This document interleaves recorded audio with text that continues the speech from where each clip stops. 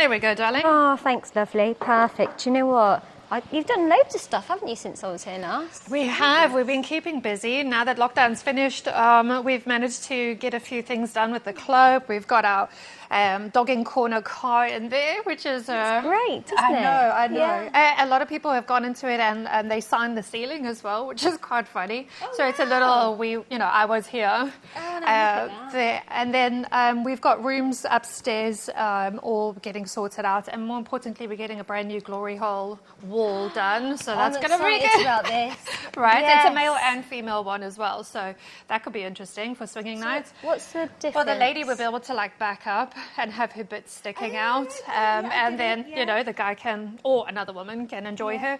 But then also just the cock wall. Like when you go to the arcade games and it's one of those hit the mole things. Yeah. That would be funny as a mistress, just to be all the cock sticking out and you're just like...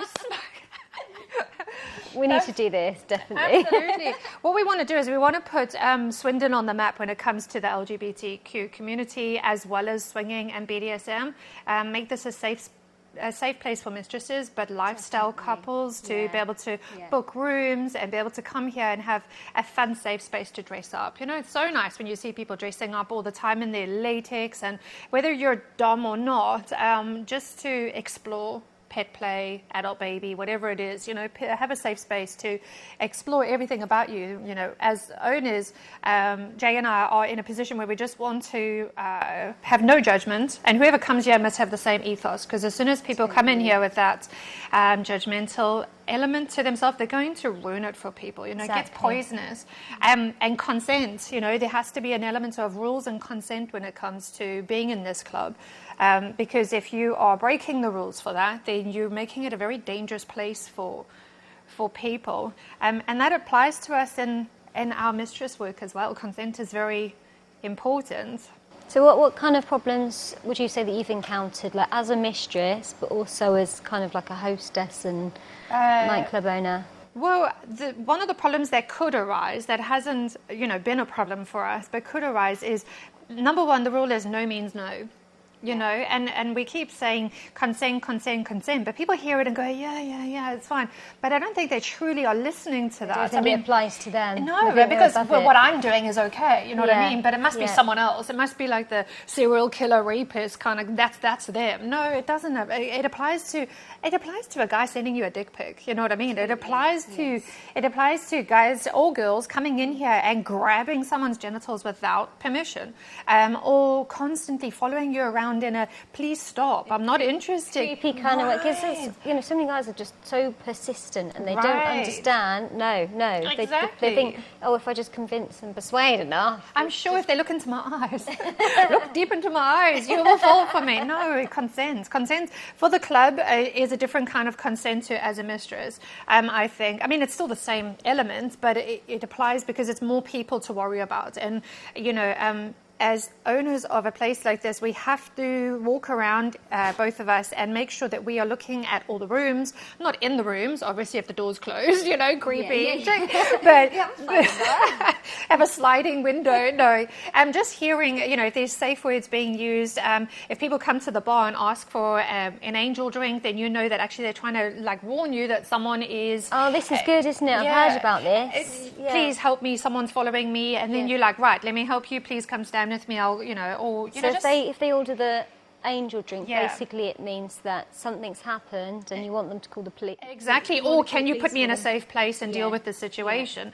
And it's just little things like that, where just because it's a swinging club and a BDSM club, but just because it is the swinging element, that doesn't mean everyone's up to just have sex with everyone all the time. Some people might do swinging in a very more conservative way, if that's possible to say, but I've come here to maybe watch, and I don't actually want to fuck 10 people, you know what I mean? So don't even want to be groped or talked to, and that creepy thing that some guys do with that, so I bet you're really sexual, aren't you? And they're not even touching, but they make you feel so uncomfortable, and they just don't get the hint as well. Exactly. Then the minute you speak back and you have to then be a little bit more firm, and then you're a bitch or a slag or a slut because you've rejected the advances, So yes, I get that a lot. I have profiles for the club on social media. And because of that, people still inbox me all the time. And I get it. You want to ask questions about the club. You want to just know what it's about. And I will gladly answer that. But there's a lot of people, majority will be male,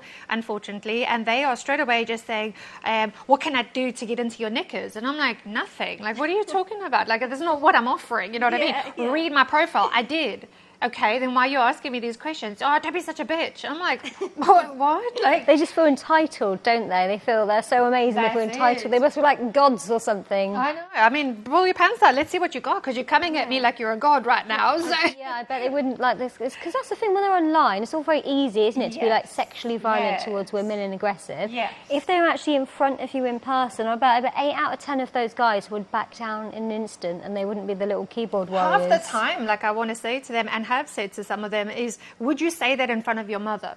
Exactly. You don't know me. Would you say that in front of your mother? If the answer is no, you're probably being a prick, to be honest, right? Yeah. Are you know, where did you learn that from? Like, when you thought, and like you said, the keyboard warrior thing, but they wouldn't walk up to you in the street and pull their pants down and show you their bits. They wouldn't. They'd get arrested. So why is it okay to do it in your inbox, like all of a sudden?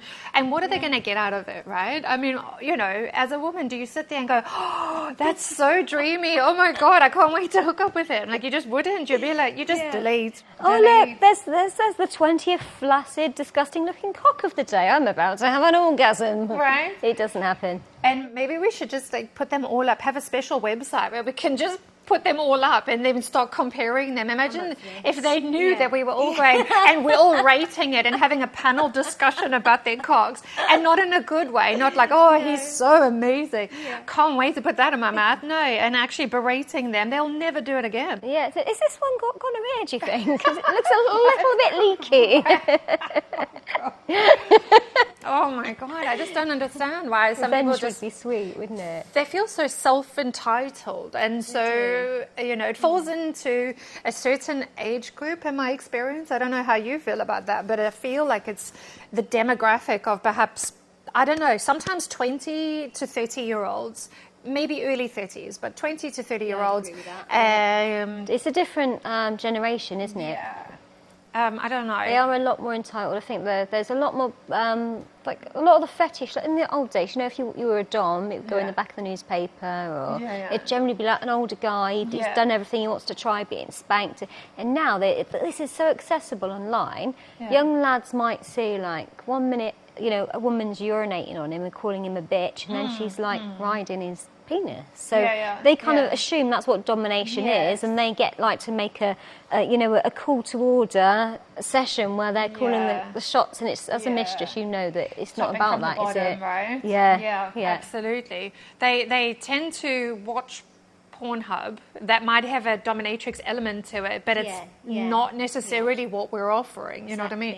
Maybe some will offer some elements of it, but generally, for me, I'm old school dom. Like, everything is very clinical, and I don't cross the boundaries, and my boundaries are quite firm. But they feel, oh, but I went to a lady once and she offered blah, blah, blah. So you clearly offer the same thing. Well, no, I don't, because I have my own boundaries. And every mistress has her own. And that's the whole beauty of it, because that's how you cater to different fetishes. But that doesn't mean we all do a blanket option of let's just do whatever you want. And why don't you give me a really long email telling me everything you want to do or want me to do, and tell me what to wear, tell me what to play for music, tell me how to run the whole day. And I'm like, there was one on Twitter the other day, I don't know if you saw it. There was a mistress, and someone had written her this letter like this, and it was like, I saw that. Do you see it? How many strokes of the cane, when to turn the machine on? I was just like, Jesus Christ. I know, right? It's just like maybe someone new, maybe baby doms need some guidance, and they'll take something like that. And I'm not saying all baby doms, I'm just pointing out, like, possibly that maybe, I need some guidance on how to run the session. Sure, thank you for your input. But I will always say, okay, yep, thanks for that. And I will do completely the opposite. I will, and so they come in and they think, they ask me to wear a cat suit, and they blah, blah, blah, tell me what to do. And I will make sure it's like 100%. If they ask for pegging, they're not even getting anything any of that. I'll wear a dress, a floral dress, if anything, or maybe don't even bother dressing up, no makeup. And I'm like, that is the last time. And make sure they get hit so badly. So you don't like pain, no?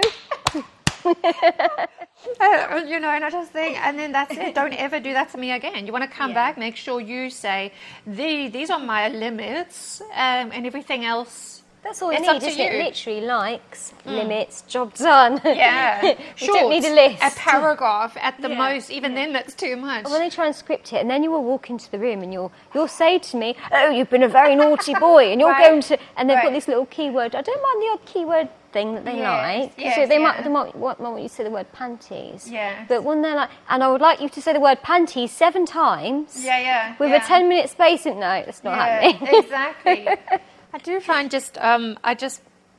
it bewilders me when I think about how there's a lot of, not just the word self-entitled, but there's a lot of people out there who come to a dominatrix and they just think that sex work is not work, you know what I mean? They'll come to you and they'll say something like, well, it's not really that hard for you to do it. And you're like, but it is hard. I have to plan the session. No, I have to buy the equipment. I have to buy the tools that we're using in session, you know, whatever it is.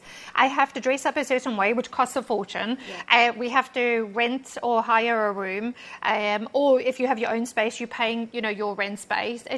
There's a lot more to it than just, I wake up dom-like, you know, I wake up in my latex outfit, wake up in the latex and the boots on, and that's what they think, though, isn't it? Can't wait for the first one. They think we're just like always draped, like on a sofa, like draped in like lingerie and PVC, just like waiting for a guy to turn up. Oh, we're just desperate for you to turn up right now. That's what's in their head, isn't it? There's no vanilla life. There's no family life according to them. We don't have family problems, or you know, children to raise, or just to get to the venue that you're about to use, let alone deposits, worrying about money, worrying about companies like, you know, I'm not going to say the name, but there's a new legislation with that one website where they don't want nudity and all that, or sexual acts on it. Everyone's lost a big chunk of their income. Of money, and that, like, there's a lot more to the background of doing what we do. For them to write this email and being self-entitled about this and this, you're like, oh mate, I don't have strength for this. Like, what are you doing? These people that are saying these kind of things, you look at their profiles and they're doing office work 9 to 5, they might be waitressing, which are all great jobs, you know, however you pay your bills. But then they feel entitled to say that what we do isn't proper work. But there might be things involved like writing scripts, editing footage, filming. Clips. I mean, we've got so many skills that we've had to teach ourselves as well. We've not had any help or huge amounts of finances initially, maybe, but we've gone to, I have to learn this, I'm going to teach myself, and we've done that. Doing a website. I mean, if you've never done a website before and all of a sudden you're creating your own website, or keeping up with social media, that's another whole job, really. That doesn't sound like it, but it is, considering if you have thousands of people that you're trying to do clips for, you have to make sure you are constantly on every platform of everything. If people make a comment, you have to like nip it in the bud when it comes to an aggressive thing, or promote something, promote each other, you know, then do double dom work. You're also then like traveling the country. I mean, you do a lot of that, right? Like you're traveling and all that. Touring. That's London, Bristol, Reading, and that costs money and takes so effort much to planning plan as well. But you're not working, right? You're just fluttering about. I'm just ditzing around, you know. I'm a dominatrix. People just don't see what goes on behind the scenes, do they? No. So when I do see that, I wouldn't say it angers me, because obviously they're naive and they don't understand, but perhaps they should like look into it a little bit more. If they want to comment on it, they should understand what they're talking about. Right, exactly. And also, more importantly, the safety element that comes with doing what we do. We have to know what is dangerous and what isn't. Because if you come to me with this elaborate scene that you want, maybe I'm okay with it because it sounds kind of hot and I want to be a part of it. That's different, because then it's consent as well. It's like assuming that we have no choice. But you have that, you know, maybe you want to do the whole thing, but the person's asking for something so irresponsible that you just think, why are you asking me this? This is dangerous. I don't want to do it. And then again, do your research. Don't come to me with problems. And then when I say, no, thank you, I'm not interested. Oh, you're such a bitch. Why do you have to be such a bitch? Why do you wake up moody? This is not good for business. And I'm like, what? What is going on? Like, I don't understand sometimes. Why. You know, but it is always a bit frustrating to do what we do, but it's also so rewarding. Yes, you definitely. know, Yeah. you have some people that come to you who might have I'm not going to say mental health problem, but maybe an issue in their past that they're trying to iron out. Yeah. An issue in their past that they're trying to overcome, and you can help it. We are responsible, or put in a position of responsibility to help them do that. Yeah, because then there's the subs that kind of see us as like the gurus, aren't there? Which I don't think that is the case at all. But some of them think, oh, I can ask you anything, because they've probably only got like 1 or 2 people they can talk to about their feelings, like their thoughts, their emotions, their fetish, and they're pretty much closed, and they feel, because they can talk to us about that thing, they then come to us as if we're like the fountain of knowledge on every single thing. So it's you're not I'm the you're not? Are you not the fountain of knowledge? I thought I was. don't tell anyone. Which is funny, because like in my regular life, like I have people reminding me of things that I have to do. Like, I mean, I forget to buy bread and milk, but they come to me with life problems, and I'm like, okay. How can I get my wife to? How can I tell my wife? How can I? There's so many different things. In some cases, you have to go, well, I don't think you should try and get your wife to do that. I've had people say, how can I force her to come? How can I force her to do this? And I'm like, you can't. It's consent. Exactly. If she's not into it, you shouldn't be forcing a woman to do anything. And it saddens me that some people just have this like in the back of their head, because they want all women to be a porn star. They want all women to be, like all women to be all made up with Botox and big boobs and, you know, just in a Barbie doll sort of thing. But then we'll equally say, actually, I want my wife to be a slut and all dressed up, all tarty, but actually she has to also be a good woman at home. You know what I mean? Like a whore complex, isn't it? Right? Yeah, totally. Like, and it gives us that insecurity as well, as a regular woman, just to think, what am I supposed to look like to please a man? You know what I mean? And then why am I thinking that? No, I will not think that, you know, and then it becomes a inner battle constantly. You know, porn stars maybe contribute a little bit to that, you know, where they look a certain way. Shit, her body looks really nice, and obviously guys really like that. And you're just like, well, should I be looking like that to be a better woman? But then equally, then you think, no, why should I? Why shouldn't I just be me, you know? Yeah, and I think some people do go too far with it, because I see nothing wrong in enhancing yourself. I'm quite open. I've had Botox in my head. I've had... where have you done it? So I had it like... because my eyebrows were quite sort of flat. So right, got you, lifted it there slightly in there. I mean, if people look at old pictures of me, they can see. So no point me going, I've had nothing done, because if you study those pictures, you know, I had the frown taken out, probably needs doing again actually now. A bit frowny. Does it hurt? Botox doesn't, no. No, what does hurt more, I've had like some hyaluronic acid, and that hurts a bit more. What, just to give you more cheeks? Yeah, just to lift there. And then a little bit in the lips, because my lips, again, they're like really, really thin. So I've had like some in the lip. Oh my God, that's like the worst pain I've ever felt in my whole life. So, yeah, lots of numbing cream. I like the cheek idea, and I do want to do it because I have hooded eyelids as well, so I'm really all up for enhancing because of my glasses. But I have the eyelid itself, just a bit, there's a bit of skin going on.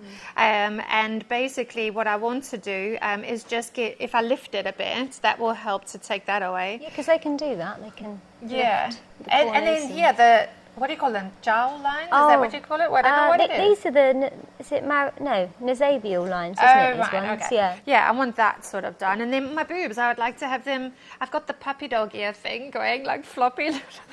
You and me both, darling. So you just never wonder bra. I know. Just one size up and a bit more firm, and that's fine, because I've reached a part of my life where I feel like I can now. I'm 43, and I want to just enjoy the last of, my years, and I'm in my prime, so why not? Exactly. And do you think that it's taken you this many years to kind of think, well, maybe I did. Do you think you've had, because I know a lot of young girls are feeling more and more pressure to do these things younger now, aren't they? So, by the time they're like 23 and they've had a boob job, by the time they're 25, they're going, well, what next? Next boob size up, because they want to get that same kind of thrill that they had the first time round, maybe. Right. And then where does it end? Because it becomes like you can't go backwards. You can only go forward. So you're only adding to, not the problem, but you're just adding to the mix of this body dysmorphia thing going on, and you don't realize realize it's starting, and you get those women who end up having too much work done, and the boobs end up massive, and the face starts looking cat-like and plastic, and you can't go backwards. Like once you've done it, that's it, and that's what I'm afraid of. I don't want to get hooked on it. I mean, I have tattoos all over my leg and my back and all that, and I'm only mentioning this because once you've had one tattoo, you want more, right? Because you get addicted to the ink, and I am. I can't wait for my next tattoo. And I just think, shit, am I going to do that if I start getting my face done? Like, come to me in 5 years, and we'll do another chat and see. Will be like, I'll have a whole chair for myself. But, you know, and I just think, well, no, I mean, there has to be a point. To answer your question, I did want to wait until I was at least 40 before I started doing something, because then I will know what I want with my life and be secure in myself. And now that I've hit over 40, I've hit the security about myself. I don't feel like I have to prove anything to anyone. Now I'm going to do it just for me. Like, I don't care what a man thinks about my body. I mean, I care what I think about my body. And there's parts and elements we don't like as a woman, isn't it? Like, and I will take care of that and fix it. But I don't, if a man says to me, I prefer you with blonde hair, or I prefer you looking like this, and I'm like, well, that's unlucky. You just go find yourself a woman like that, because this is me, you know. I choose my colouring and the way I dress and all that. Exactly. Yeah. But I do feel that social media highlights so much of our flaws and makes us realize, or at least question ourselves and go, but if that person over there looks like that and she's getting millions of likes and I look just average over here and I'm getting a few hundred likes, maybe I should look a bit more like her, you know. And then so with all the likes and the comments that happen, we want to be like not everybody else, but we want to be liked. That's a general thing. It's that dopamine hit, isn't it? The minute and we all do it. You know, I've tried to go, well, I don't need to find value from outside of myself, ha ha ha. But we do. We look at Instagram, we go, oh, I've just got like 30 likes, and you're all excited. Exactly. Oh, and you just upload it, and then if you don't get the likes, you just feel, oh. And I can kind of, I think as we're a bit older maybe, and we've had a lot of life experience, you kind of then just go about your day and sort of get over it. But I think if you're young and impressionable, it can be, you know, a much different situation where you become like almost, you know, what's the word, addicted to that dopamine hit and getting those likes. It's probably as bad as like drink or drugs or gambling, because it's the same, you know, people that just, or validation, they're on their phones all day long because they just want to get that feeling from it. Strangers around the world are liking me, you know what I mean? Like, and it's just like an ego trip, which is sad. But I get it. We all do it, you know. We do. We don't realise we've been doing it half the time. So it's working. I think because our industry, we're working. So I have to do it. It's for promo. So that's probably even like a more slippery scale, because you don't notice when you are using social media too much. Yeah, I do. I wholeheartedly can admit that I use it way too much. Like it's an obsession, because it is not only it's how people view you, and it's how you get more business. And the more people that view you and retweet your stuff, then you know that you're reaching a wider audience, which are, you know, first we try to convince ourselves, oh, it's just business and I have to reach a very wide market. However, it's also a validation thing, you know what I mean? And then you think, what am I doing? Like, why am I trying to please so many men out there? Like, or women, whatever it is. Like, why am I trying to please all these people? Am I doing it for them, or am I doing it for myself? It's like being back at school again, isn't it? Right. I think for me, that's why is one of the reasons why I don't do that many clips for those sites that we were not going to talk about. But I don't do it mostly because one, my subs that come to me, they want discretion and they don't actually want to be on anything. But then there's another thing of just trying to please too many people. You know what I mean? And how many of your fetishes can I cater to? What else can I do for you to make me look like a good person, you know? And I'm not saying people that do clips are falling into that category, but it's my personal viewpoint on it. And then like, oh, what if I don't get enough likes and I've put a lot of money into this clip and I've put a lot of effort into this clip and only 5 people bought something, you know? And then I think, oh, then I'm going to feel bad about myself. That's another thing, isn't it? I think when you put yourself out there in the public domain, suddenly people do feel entitled to start commenting on things. Right. And it can be anything from commenting physically on your body. Going back to trolls again a little bit sometimes, you know, they might, you're too fat, you're too thin, you're too tall, you're too short, whatever you are, that would be wrong. Right. It doesn't matter what you look like because it's not about how you look or how you are. It's about that person trying to make themselves feel bigger. Yeah. And they can be ruthless, right? They can. I've had that. A few people can be quite ruthless. And you're like, oh, you're just a ginger cunt. Really? Okay, well, I am ginger and I do have one. So, yeah, I suppose I am. But imaginative of insults, is it? They could have tried a little bit harder there. Well, if you're going to insult me, at least go for, like, you know, something a bit more deeper than that. Creative. Am I ginger? What happened? Where did this come from? And I just find there's a lot of mean girls out there, you know, and I mean totally. That's mean boys as well. There's a lot of again, it's social media, it's the keyboard warrior thing. It's the basement wankers, isn't it? You know, they're like living in their mum's basement in the dark, like bashing one out off the keyboard.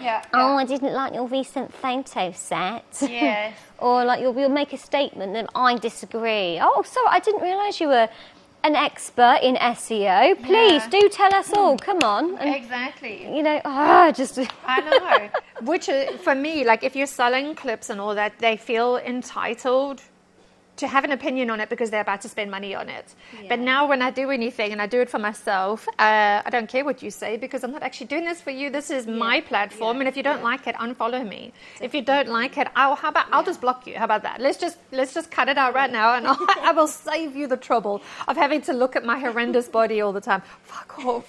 You know what I mean? I just can't be bothered. So that's just my opinion. A lot of ladies make a lot of money. I mean, you know, there's a lot to be made in it, and I support wholeheartedly anyone that wants to do it. And even like anyone wanting to come to the club and wanting to do some filming for themselves and promote themselves. How can I help you? How can I help you make yourself better? But just on a personal level, I just can't be bothered. Yeah. I can't be bothered. I do love making clear. I mean, my kind of major thing that I love to film myself, anything to do with sissies, so it could be verbally talking to... I like playing with the sissies, but I also like doing the verbal bits to camera, where I'm saying, and I would make you suck cock, and that's kind of like, because I find it personally amusing, so I think when I'm doing that, I think, well, if no one likes it, I've amused myself. So. Yes. If anything, it's just for a bit of fun. Because if you're not getting something out of it, and you're just churning out these clips for people, how can I serve you? How can I serve you? Then you have to start questioning what you're doing, because then you are letting them top from the bottom, even though it's just a video thing, you know, it's not big. If you're getting amusement out of it, then it's never work. And we're going back to that whole sex work.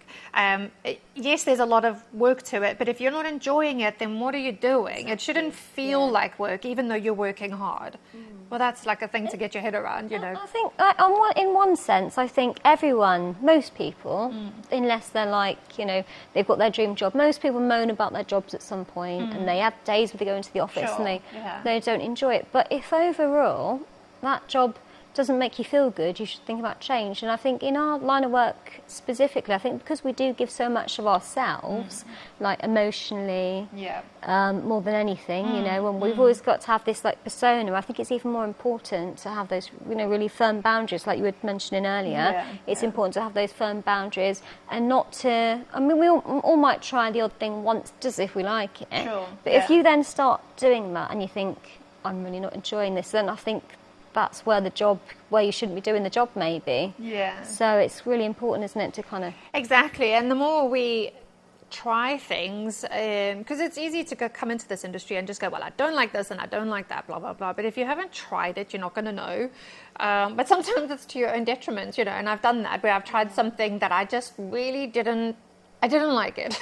I didn't like it, and I thought, I've sold my soul here, and I just don't, and now I know that's my boundary. So when someone comes to me and is pushy and like, I really want you to do this, I'll pay double, I'll pay triple. I don't give a shit what you want to pay. I'm not doing it. So do you feel like you needed that experience in a way? Because then it made you think, actually, do you know what? This has really made me think from now on, my boundaries are going to be like firmly. Is that something that kind of helped you to get to that conclusion? Yeah, absolutely. I mean, because it was just something that the idea of it sounded not right for me, so I said it was my boundary.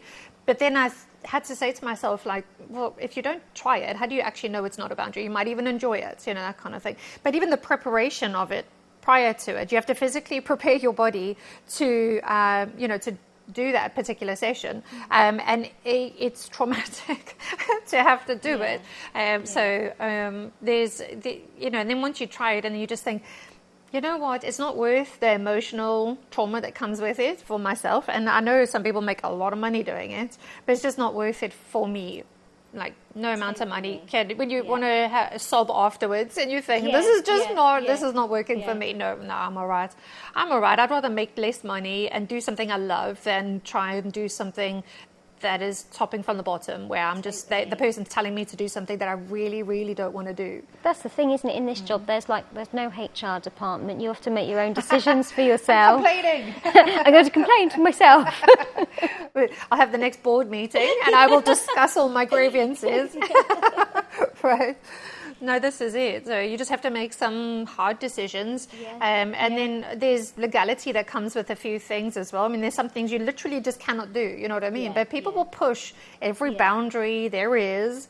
And you're dealing with a lot of strange requests. I don't know. I mean, you must have had some like really, really odd stuff, and you're like, where did this come from?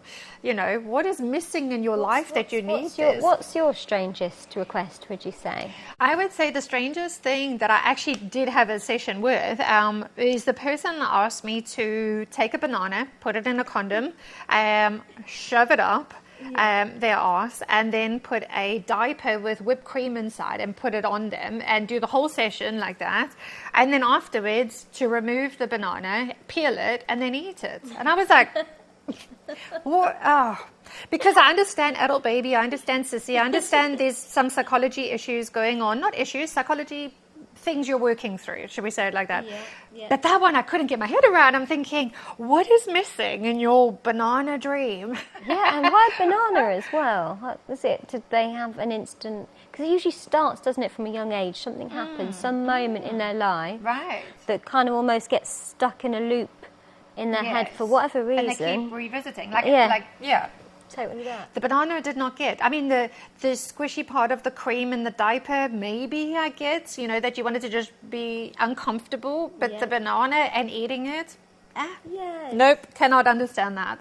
That is my strangest, I'd say. And that happened a few years back, and no one's beat that yet.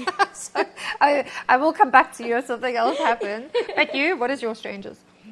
I mean, there's been so many. I can probably narrow it down to two. One for just most stupid. It was a guy saying, could you put hair straighteners on my penis and hold them there? No, because... Turned on, obviously. You're going to lose your penis, and it's illegal, and I don't want to go to prison, and I also don't want you to die, so no. And I don't look good in orange, so exactly. It's not happening. I don't want to be picking up litter. And this guy was like, I didn't realise it would burn that much. Thanks for telling me.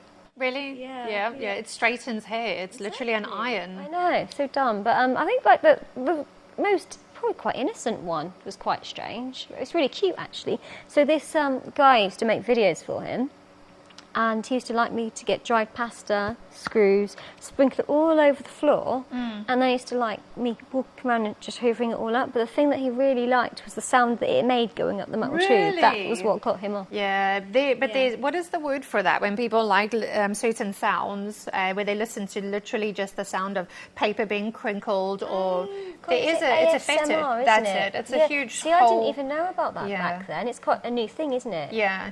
It is like you can get dedicated sites or audio channels that you can listen to of how people get turned on by anything. Just even the way that we talk with our voice, that kind of thing. They're all like, that's why I used to like the shipping forecast then. It is. It's not something I've explored, but it is something I would consider, because it is. I find it interesting if someone likes the sound of nails on maybe something, or being scraped across. That's quite. I get that. I get that fetish as well, isn't it? Sound. It can when I was a kid, I remember my dad had this War of the Worlds cassette tape. Yeah. And I love the orchestra of it now, but back then he put this on. I was terrified. It must have been like 6. I used to run up to the toilet and lock myself in because the sounds of these like aliens landing and the music was terrifying. So I can understand that sound can have such a powerful effect on our emotions. Well, at the moment now at the cinema, you can go, there's a 4DX thing. Have you heard of it? Where you go, it's like there was IMAX and now there's 4DX. And you can sit in the chair and you're watching like a horror or an adventure thing. But water sprays in your face now and sounds blast from the speakers. So it feels like you're in the movie, like literally. Yeah. I mean, like if there's like a murder scene and someone cuts something, blood will spray, but it will be water in your face. So it feels like, So that's another thing going back to the whole sound. And we're very, not only visual, but it's audio as well. I mean, you're using all your senses. They will spray the smell of whatever you're going through. If it's a field, it will be the smell of flowers or hopefully nothing. I'm surprised they've not done this with pornography yet. Can you imagine? Can you imagine the smell of sex? You can smell his penis. That's not something. Maybe guys would like that a bit more than girls would. I'm not sure I want to smell anything. No, I wouldn't smell anything. But then women are more. Or feel any splattering. Especially in like a water sports moment or something. Women will be on the, in my opinion, on the more audio level where we like to hear a sexy voice or something. And then there are some men that are into sounds as well, but I think men are also visual, so it is interesting how it's not just about the plain and simple. How far do we take that though? Because again, it's society. They're not getting the same thrill from watching a regular movie now. First we had 2D, now it's 3D, now it's Dolby surround sound speakers. I know, right? Now, what next? Do you want to be like when the player's knocked out, so actor's knocked out? Do you want to feel someone punch you in the side of the head so you know what it feels like? Yeah. There's like a troop of people standing around you waiting to like bash you up to give you the full experience. But you know what? I mean, we might not grasp what is next, but we also didn't expect the internet to happen. We also didn't expect cars to be electric. We also didn't expect, and if you said that to us 50 years ago, 100 years ago, we would have gone, you are having a laugh because that would never happen, And then now we're like, oh, you can literally pay for something on your phone. Back then, Nokia 3210, like in the olden days, giving my age away a little, but, just... I remember that one. Right? And it's just they were great. They had for like 4 days and you didn't have to charge it. And Snake. You could play Snake for ages. But now, you're literally, your whole life is on this thing. So to answer what you're saying is like, maybe we don't expect what's coming next, but I think with social media and invention and people just evolving, like we are just going to be hit with the most unexpected things, which is kind of cool, but also petrifying at the same time. Now, talking about evolving, I have something to show you. What was this? What could possibly be? It's not. I know. Imagine, right? Someone sent you. Laminated. Burn it. One of my subs, well, not my sub, a sub that came to see me, has evolved, a fly swatter. Those electric fly swatters. He's taken that. This is the base of it. Okay, yeah. It's USB, so I don't have to worry about batteries anymore. He put my name on it. A little plaque, and he's taken the bat part away, and he's put these conductors in. What's this stuff in? You can touch it; it's off. It's just, I wasn't sure as well. It's to hold these together so that they don't split open. Okay, yeah. So basically, it's just like a shock. Yeah. Are you willing to try it? Do you want to do it to me? I'm going to scream I'll do it on you first. You can do it on me first. I might let you do it to me. Where should I do it though? You've got heart problems, have you? I don't have heart problems. I have asthma, but you'll be fine. Okay, so just do it on my hand. Do it on my hand. Yeah. I do this to a guy easy, but it was another woman. I'm like, I don't want to hurt you. All right, what do you do? Imagine you're a guy. I don't think I want it now. What does that feel like? Do you know what it feels like? It feels like an elastic band. I think the sound, the audio of it is worse. I don't think I can do No, it's like someone took a big elastic band and just pinged it back on you. Do you want to get the camera guy? Yeah, I think. Do you think he will notice?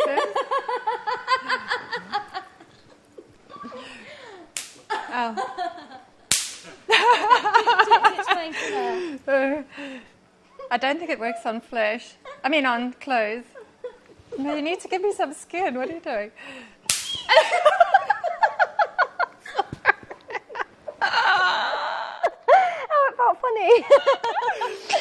That's funny. But then here's the thing, right? Guys will do this on their genitals as well. And I'm like, I would not ask someone to do that to me. Like, oh, let's be sexy now. Okay, why don't you zap this on my labia? You know what I mean? Just on my clit, go for it. I mean, but some ladies enjoy it. Some ladies do enjoy it, and that's great. Yeah. But for me personally, no, you're right. I'll just, I'll just have the nice stuff and you have the painful stuff, yeah. This is the personal question now.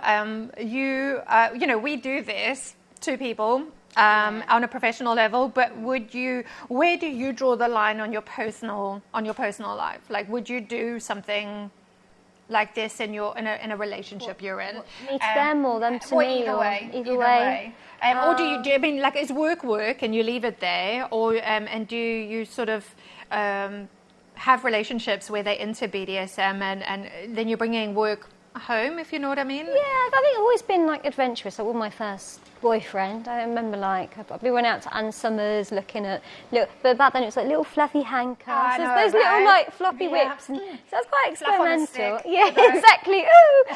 But yeah, and as I started getting into this, I wanted to try more things and experience it. But the big thing with me is I don't have a great pain threshold. I don't enjoy being humiliated or feeling degraded. I like to feel empowered.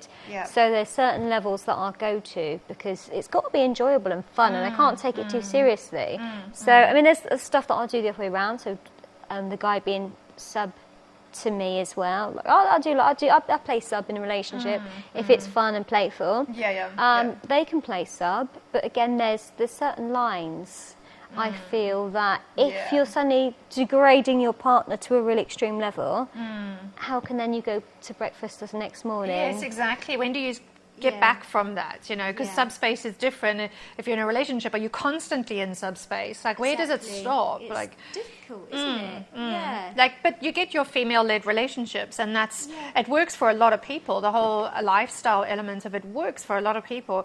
But I always question, in my opinion only, is that when does it stop? Like, when do you just become a regular couple? Or when does, even if you're in a female-led relationship, when does the woman ever take a break and let the man take over a bit? Isn't it? Because I think, like, a proper female-led relationship, it means the guy makes the dinner, he does the housework, he does everything. I'm all up for that part. Yeah, which is fine. I could get my head around that.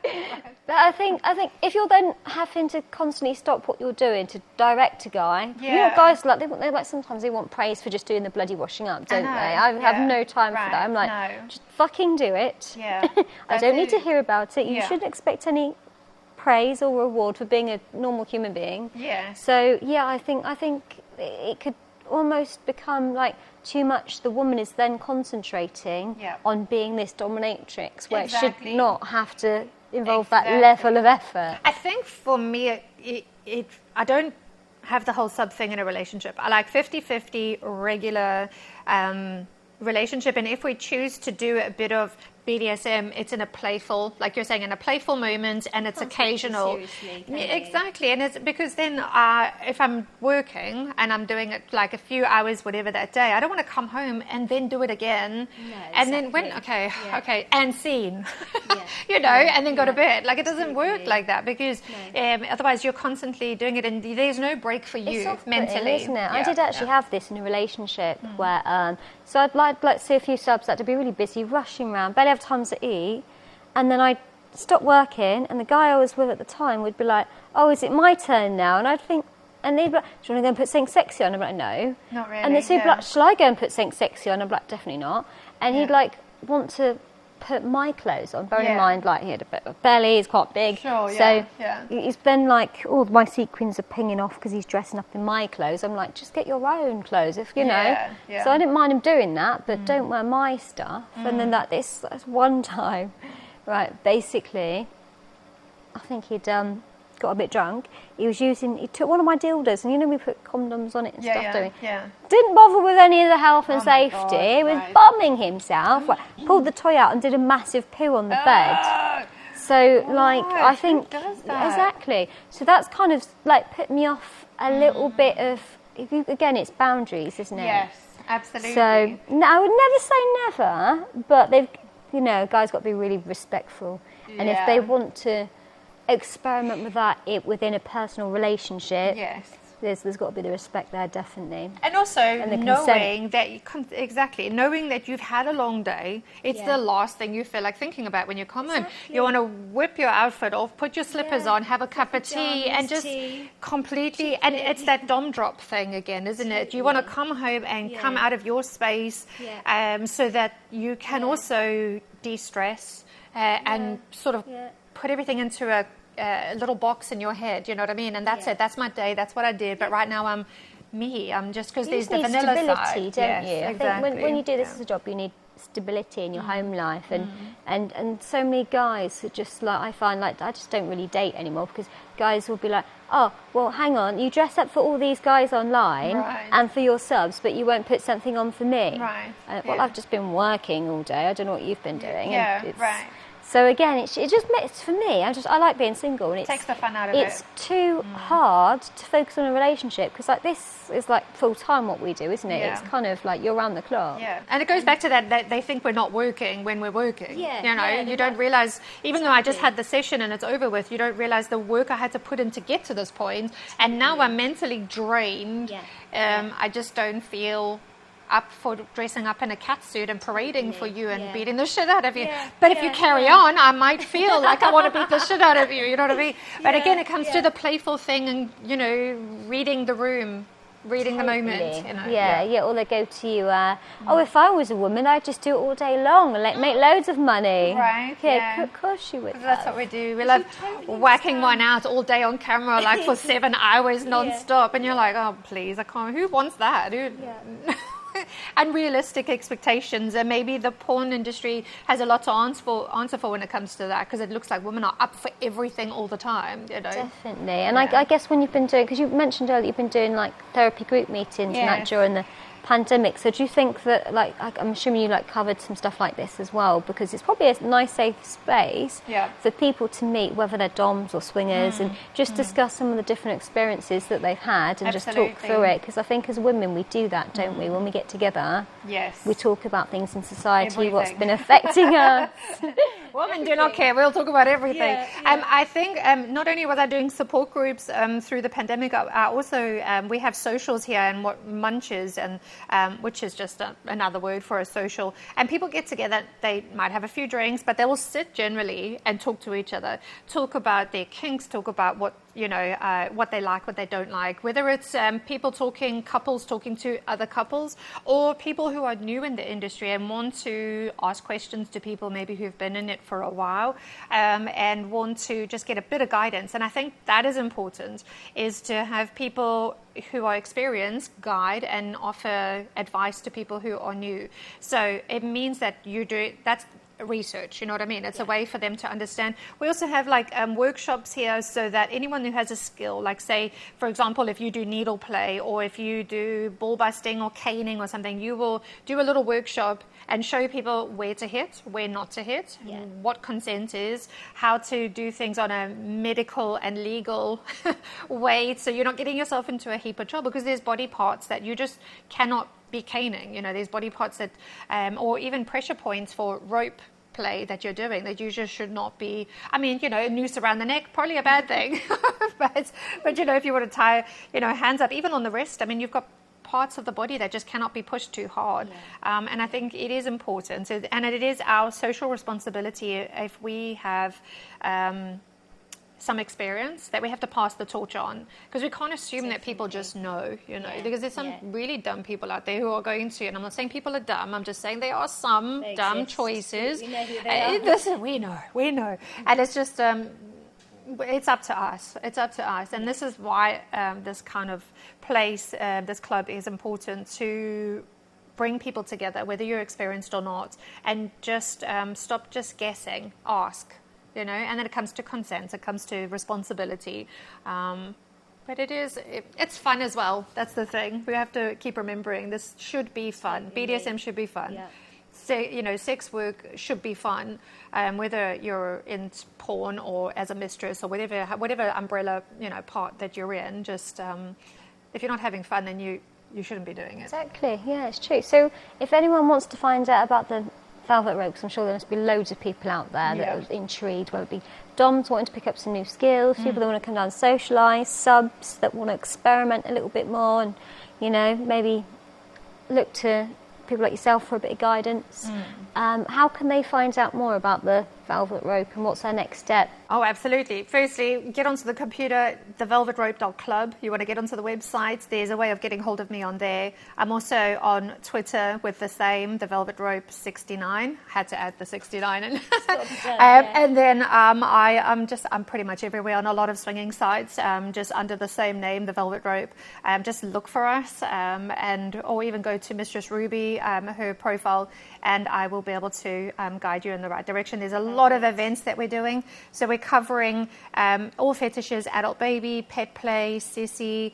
We have a T-girl events. We have femdom events, which you've got to come to. It is a lot of fun. It is a lot of. We make the subs juggle, hula hoop, dancing, and then we sit with like number cards and like rate them on it, and then they win like prizes. So it's a lot of fun, and that's the whole thing. Even though it's domination, it's fun. It has to be fun. And so if there's something I haven't covered, people are welcome to approach me with something and say, please cover this fetish, and see if we can just make the kink community a bit more knowledgeable and a lot more entertaining. So on another note, and we're going to have a look around in the club in a minute, I think, because there's a few things that I've not seen yet that I want to see.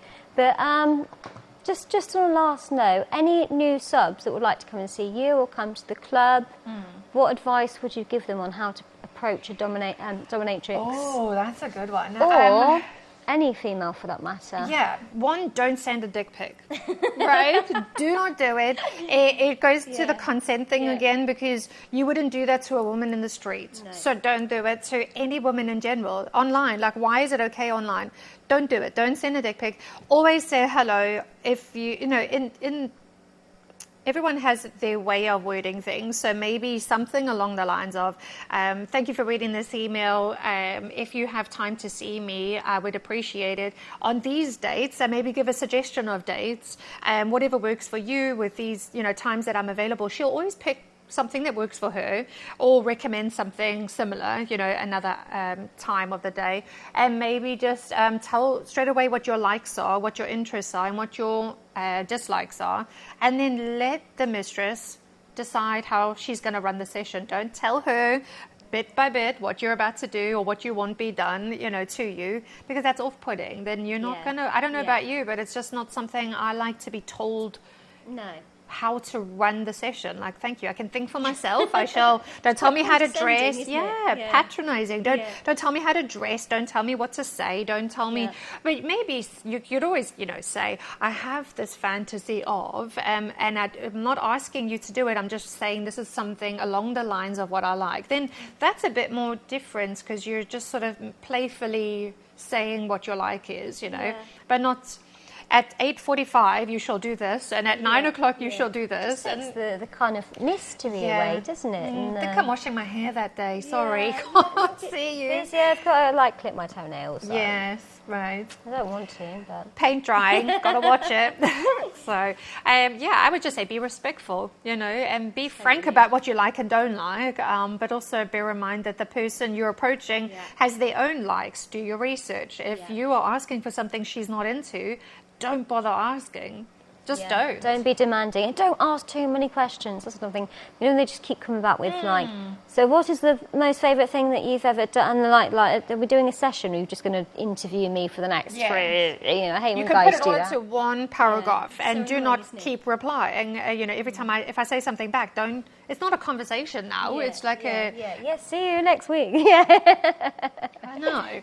Yeah, that's what I would say. Just be respectful and do your research on the person you're approaching. Totally. And then, like, if all those things are covered, it's generally a great session, isn't it? You know, and you can actually build a rapport with your sub. And exactly.